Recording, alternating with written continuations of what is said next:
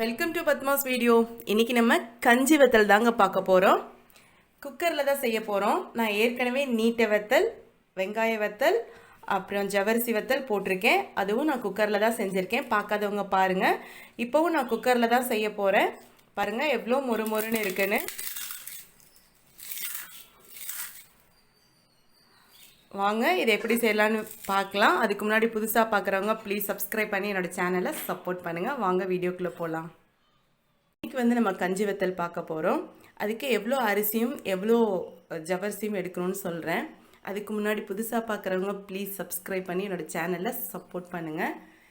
இப்போது நம்ம எந்த கிளாஸில் இல்லை எந்த பாத்திரத்தில் அரிசி எடுக்கிறோமோ அதே அளவு ஜவரிசி எடுக்கணும். நான் வந்து ஏற்கனவே எடுத்து ஊற வச்சுட்டேன். நான் இந்த கிளாஸில் தான் அளந்தேன். இந்த கிளாஸ் வந்து 200 கிராம். ஸோ நான் இதில் 2 பங்கு வந்து இட்லி அரிசி எடுத்தேன், 2 கிளாஸ். ஸோ இதே கிளாஸில் 2 கிளாஸ் வந்து ஜவ்வரிசி எடுத்திருக்கேன். இது வந்து நல்லா 6 மணி நேரம் ஊற வச்சுருக்கேன். இப்போது அரிசி வந்து 4 மணி நேரம் ஊற வச்சா கூட ஊறிடும். ஆனால் ஜவ்வரிசி வந்து கொஞ்சம் நல்லா ஊற வைக்கணும். பாருங்கள், இந்த அளவுக்கு வந்து நல்லா ஊறி இருக்கணும் ஜவ்வரிசி. அரிசி வந்து ஊற வச்சு நம்ம கழுவி எடுத்துக்கணும். இப்போ இந்த தண்ணியை வந்து நான் கீழே ஊற்றிட்டு தான் அரைக்கிறதுக்கு அரிசியை போடுவேன். ஆனால் ஜவ்வரிசி அப்படி இல்லை. ஜவ்வரிசியை வந்து நம்ம நல்லா வாஷ் பண்ணிட்டு நல்ல தண்ணி ஊற்றி ஊற வச்சிடணும். ஏன்னா இந்த தண்ணியோடே நம்ம அரைக்க போகிறோம். இல்லைன்னா இந்த ஜவ்வரிசி வந்து இதெல்லாம் கரைஞ்சி தண்ணியாக இருக்குது பார்த்தீங்களா, இந்த தண்ணியை கீழே ஊற்றக்கூடாது. அதனால் ஜவ்வரிசியை நல்லா வாஷ் பண்ணிட்டு அதுக்கப்புறமா நம்ம இதில் தண்ணி ஊற்றி தட்டு போட்டு மூடி வச்சிடணும். இப்போது இந்த தண்ணியோட அரைக்க போகிறேன். இப்போது இதை கிரைண்டரில் போய் அரைக்கணும். மிக்சிலெலாம் அரைச்சிங்கன்னா கொஞ்சம் குறைன்னு இருக்கும். அதனால் கிரைண்டரில் அரைக்கிறது தான் நல்லது. இப்போ அரைக்கிறதுக்கு முன்னாடி தண்ணி வந்து நம்ம குக்கரில் செய்கிறதுனால அளந்து தான் எடுக்கணும். இப்போ பார்த்தீங்கன்னா இந்த ஒரு கிளாஸ்க்கு 5 கிளாஸ் தண்ணி ஊற்றணும். இப்போ நான் வந்து 2 இட்லி அரிசி, 2 கிளாஸ் வந்து ஜவ்வரிசி எடுத்திருக்கேன். அப்போ டோட்டலாக இதில் 4 கிளாஸ் எடுத்திருக்கேன். அப்போ ஒரு கிளாஸ்க்கு 5 தண்ணினா 4 கிளாஸ்க்கு 20 கிளாஸ் தண்ணி தேவைப்படும் நம்ம செய்கிறதுக்கு. இந்த 20 கிளாஸ் தண்ணிங்கிறது ஊற வைக்கிறதுலேருந்தே நம்ம ஆரம்பிச்சிடணும். அதனால் இதில் 5 கிளாஸ் தண்ணி நான் எடுத்திருக்கேன். இந்த டம்ளரில் 5 கிளாஸ் தண்ணி ஊற்றிருக்கேன். அப்போ இன்னும் எனக்கு 15 கிளாஸ் தண்ணி தான் இருக்குது யூஸ் பண்ணுறதுக்கு. அந்த 15 கிளாஸ் தண்ணியிலையும் இப்போ நம்ம அரைக்கும் போதும் அளந்து ஊற்றணும். இந்த கிளாஸில் 1 2ன்னு அளந்து ஊற்றிட்டு அது எவ்வளோன்னு பார்த்து வச்சுக்கணும். இப்போ இதிலே கூட தண்ணி இருக்கனால இந்த தண்ணியோடு நான் அரைக்குவேன். நான் போய் அரைச்சிட்டு வரேன். கிரைண்டரில் மாவை அரைச்சிட்டு வந்துட்டேங்க. நல்ல நைஸாக அரைச்சிக்கணும். நல்ல நைஸாக அரைக்கணும். நீங்கள் குறைன்னு அரைச்சா அவ்வளோ டேஸ்ட்டாக இருக்காது. இப்போ அடுத்து பார்த்தீங்கன்னா உப்பு. நான் உப்பு போட்டு அரைச்சிட்டேன். உப்பு வந்து ரொம்ப பார்த்து போடணும் வத்தலுக்கெல்லாம். நீங்கள் சரியான உப்பு போட்டுட்டிங்கன்னா உப்பு வந்து வத்தலில் தெரியும். இப்போ நீங்கள் இந்த மாவை டேஸ்ட் பண்ணும்போது கொஞ்சம் குறைச்சலாக இருக்கணும். இன்னும் கூட ஒரு துளி உப்பு போடணுமோ அப்படி தோணுச்சுன்னா அது வந்து வத்தலுக்கு கரெக்டாக இருக்கும். சரியான உப்பு இப்போ வாயில் நீங்கள் டேஸ்ட் பண்ணி போட்டிங்கன்னா நிச்சயமாக உப்பு தெரியும் வத்தலில். கொஞ்சம் கூட இந்த மாவில் போயிடுச்சுன்னா வத்தலை சாப்பிடவே முடியாத அளவுக்கு உப்பு கரிக்கும். அதனால் வத்தலுக்கு மட்டும் மிதமான உப்பும் காரமும் மிதமாக இருக்கணும். ரெண்டுமே மிதமாக தான் இருக்கணும். பார்த்து உப்பு போடுங்க. நான் உப்பு போட்டு அரைச்சிட்டேன். இது பார்த்தீங்கன்னா கிரைண்டர் கழுவுன தண்ணி. எல்லாமே நம்ம வந்து அளந்து தான் எடுக்கணும் தண்ணியை. இப்போ நம்ம குக்கரில் செய்ய போகிறோம். அதுக்கு முன்னாடி தண்ணி அளந்து எடுத்துக்கலாம். நான் சொல்லியிருந்தேன் இந்த ஒரு கிளாஸ்க்கு 5 கிளாஸ் தண்ணின்னு. இப்போ பார்த்தீங்கன்னா 4 கிளாஸ் நம்ம ஜவ்வரிசியும் அரிசியும் சேர்த்து எடுத்தோம். அப்போ 20 கிளாஸ் தண்ணி எடுக்கணும். இதில் நான் 5 கிளாஸ் வந்து ஜவ்வரிசி ஊற போட வச்சுக்கிட்டேன். ஸோ 5 கிளாஸ் குறைஞ்சிருச்சு. அந்த ஊற போட்ட தண்ணி வந்து எனக்கு மாவரைக்க கரெக்டாக இருந்துச்சு. நான் வேறு தண்ணியே ஊற்றலை. அப்புறம் கிரைண்டர் கழுவுறதுக்கு 1 கிளாஸ் தண்ணி எடுத்தேன். ஸோ அப்படின்னா 6 கிளாஸ் தண்ணி நான் எடுத்திருக்கேன். அப்போ 20 கிளாஸில் 6 கிளாஸ் தண்ணி போக மீதி வந்து 14 கிளாஸ் தண்ணியை நான் இதில் ஊற்றிருக்கேன். இப்போது இந்த தண்ணியில் இப்போ நம்ம அரைச்சி வச்ச மாவை ஊற்றிடலாம்.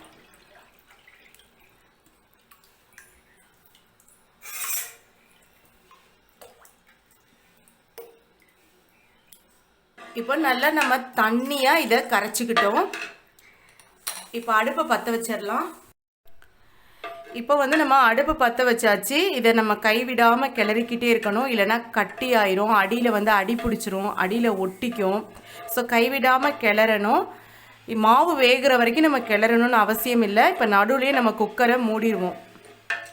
ஸோ குக்கரில் செய்கிறது ரொம்ப ஈஸியாக இருக்கும். நான் குக்கரில் ஏற்கனவே உங்களுக்கு நீட்டை வத்தல் போட்டிருக்கேன், அதுக்கப்புறம் ஜவரிசி வத்தல் போட்டிருக்கேன், பக்கடா வத்தல் போட்டிருக்கேன், அதாவது வெங்காய வத்தல், கிள்ளு வத்தல்னு சொல்லுவோம்ல, அந்த வத்தல் போட்டிருக்கேன். பார்க்காதவங்களாம் பாருங்கள், நான் லிங்க்லையும் கொடுக்குறேன்.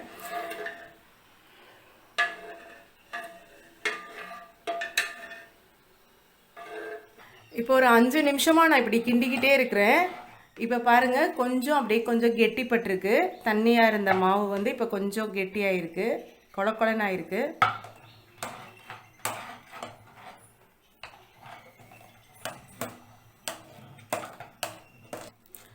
இப்போ பாருங்கள், நல்லா ஒரு கூழ் மாதிரி வந்துருச்சு, கஞ்சி மாதிரி நல்லா கொல கொலன்னு வந்துருச்சு.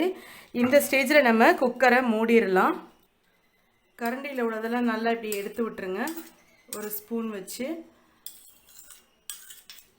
நம்ம பச்சை மிளகாய், பெருங்காயத்தூள், அப்புறம் சீரகம் எல்லாமே நம்ம வெந்ததுக்கு அப்புறம் போட்டுக்கலாம். இப்போது நம்ம குக்கரை மூடி வச்சிடணும். இப்போ நம்ம குக்கர் மூடியாச்சு. வெயிட் எடுத்து போட்டுறணும். அடுப்பை வந்து நல்லா சிம் பண்ணிடுங்க. டைம் பாருங்கள், 20 நிமிஷம் கழித்து ஆஃப் பண்ணிடணும். நான் 20 நிமிஷம் கழித்து ஆஃப் பண்ணிவிட்டு அப்புறமா உங்களுக்கு காமிக்கிறேன். இப்போது நம்ம 20 நிமிஷம் கழித்து ஆஃப் பண்ணிவிட்டு ஸ்டீம் எல்லாம் போயிருச்சு. இப்போ நான் ஓப்பன் பண்ணி பார்க்கலாம்.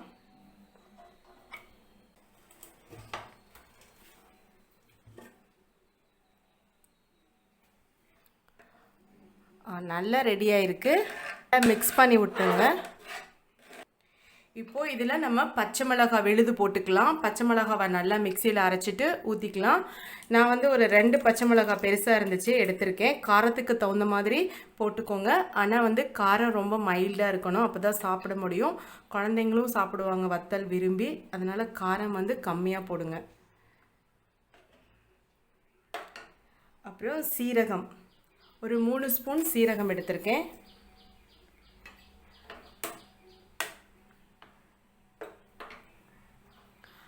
அடுத்து பெருங்காயத்தூள். பெருங்காயத்தூள் இவ்வளோ எடுத்திருக்கேன். இதை வந்து நம்ம தண்ணி ஊற்றி கரைச்சிக்கலாம். தண்ணி ஊற்றி கரைச்சிட்டு பெருங்காயத்தூளையும் ஊற்றிடலாம். இப்போது இதை நல்லா மிக்ஸ் பண்ணிடுங்க. உங்களுக்கு காரம் டேஸ்ட் பண்ணிவிட்டு உப்பு டேஸ்ட் பண்ணிவிட்டு வேணும்னா போட்டுக்கோங்க. ஆனால் ரெண்டுமே கம்மியாக இருக்கணும், அப்போ தான் கரெக்டாக இருக்கும். இப்போது நீங்கள் பிளாஸ்டிக் ஷீட்டில் ஊற்றுறதா இருந்தால் இவ்வளோ சூடோடு ஊற்றக்கூடாது, கொஞ்சம் ஆற வச்சு ஊற்றுங்க. துணியில் ஊற்றுறதா இருந்தால் நம்ம கொஞ்சம் சூடாக இருக்கும்போது ஊற்றலாம். இப்போது நம்ம வந்து கொஞ்சம் ஆறிடுச்சு. ஆறினோடனே கொஞ்சம் கெட்டி ஆயிடுச்சு பாருங்கள். இதை ஒரு சின்ன கிண்ணத்தில் ட்ரான்ஸ்ஃபர் பண்ணிக்கணும். நீங்கள் வந்து சின்ன கரண்டியோ பெரிய கரண்டியோ உங்கள் இஷ்டம்தான், எவ்வளோ பெரிய சைஸ் ஊற்றணுமோ அந்தளவுக்கு எடுத்துக்கணும். இப்போ நான் வந்து இந்த கரண்டி எடுத்திருக்கேன்.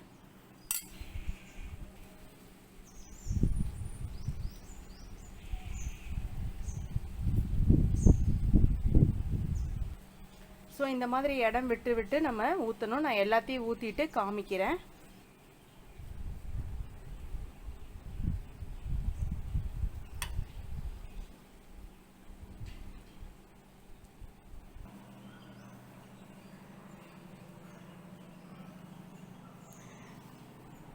எல்லா மாவையும் ஊற்றி முடிச்சாச்சு. இனி இது நல்ல வெயிலில் காயணும். நம்ம சாயங்காலமாக பார்க்கலாம். இப்போ வத்தல் பார்த்திங்கன்னா சாயங்காலம் இந்த அளவுக்கு காஞ்சிருக்கு. இப்போ இதை வந்து நம்ம எடுக்க முடியாது. இதில் நம்ம எப்படி எடுக்கணும்னா கொஞ்சம் தண்ணி தெளித்து எடுக்கணும். இப்படி ஒவ்வொரு சைடாக நீங்கள் கொஞ்சம் தண்ணி ஊற்றி இதை கொஞ்சம் நேரம் இப்படி ஊற வைக்கணும், ஒரு நிமிஷம் அந்த மாதிரி. அதுக்கப்புறமா இதை எடுக்கணும். இந்த மாதிரி கொஞ்சம் கொஞ்சமாக தண்ணி தெளித்து எல்லா பக்கம் இருக்கிறதையும் எடுத்து இதை வேறு ஒரு துணியில் போட்டு நல்லா 4 நாளைக்கு காய வைக்கணும். நம்ம 4 நாளைக்கு காய வச்சாதான் வருஷம் ஃபுல்லாக வச்சுக்க முடியும். அப்போ தான் பூச்சி வண்டெல்லாம் வராமல் இருக்கும்.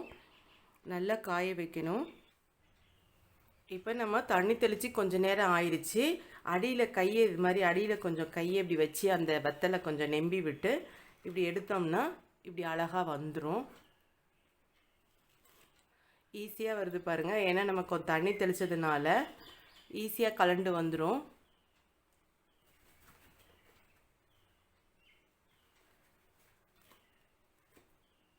ஸோ இந்த மாதிரி எல்லா பக்கமும் தண்ணி தெளித்து இதெல்லாம் நம்ம எடுத்து தனித்தனியாக காய வைக்கணும் இன்னொரு துணியில் வச்சு. அப்போ நல்லா காஞ்சிரும். ஒரு 4 நாளைக்கு நல்லா காய வச்சு எடுத்துட்டோம்னா வருஷம் ஃபுல்லாக வச்சுக்கலாம். நான் அது மாதிரி காய வச்சுட்டு உங்களுக்கு வறுத்து காமிக்கிறேன். கஞ்சி வத்தல் நல்லா காஞ்சிருச்சுங்க. இப்படி கலகலன்னு சவுண்டு கேட்கணும். அந்த அளவுக்கு காய வச்சு எடுத்தால் தான் நம்ம வருஷக்கணக்கில் வச்சுக்க முடியும்.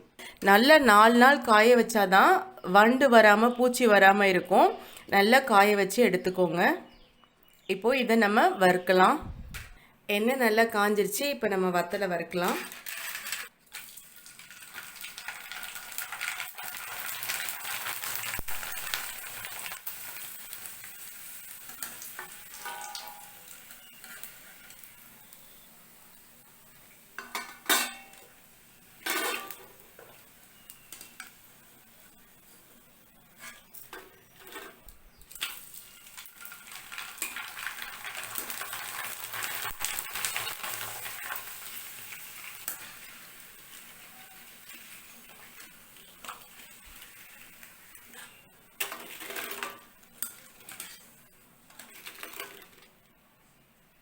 சூப்பராக ரெடி ஆயிடுச்சுங்க நம்மளுடைய கஞ்சி வத்தல். ரொம்ப டேஸ்ட்டாக மொறு மொறுன்னு சூப்பராக இருக்கும். நீங்களும் இந்த மெத்தடில் ட்ரை பண்ணி பாருங்க எவ்வளோ மொறு மொறுன்னு இருக்குன்னு.